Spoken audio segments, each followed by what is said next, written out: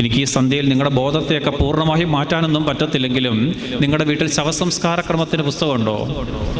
ഉണ്ടെങ്കിൽ നിങ്ങൾ വീട്ടിൽ ചെന്നിട്ട് അതിൻ്റെ 3-ാമത്തെ ക്രമം, പുരുഷന്മാരുടെ ശവസംസ്കാരത്തിൽ 3-ാമത്തെ ക്രമം, ആ 3-ാമത്തെ ക്രമം നിങ്ങൾ ഭവനത്തിൽ നിന്ന് ഭൗതിക ശരീരം വെളിയിലോട്ട് ഇറക്കി വെച്ചിട്ട് നടത്തുന്ന പ്രാർത്ഥനയാണ്. ആ പ്രാർത്ഥന അല്ലെങ്കിൽ ആ പാട്ടുകളൊന്ന് പാടിയേച്ചാൽ മാത്രം മതി. നിങ്ങൾ പറയും, അച്ഛൻ പറഞ്ഞതാണ് 100% ശരി. ആണോ?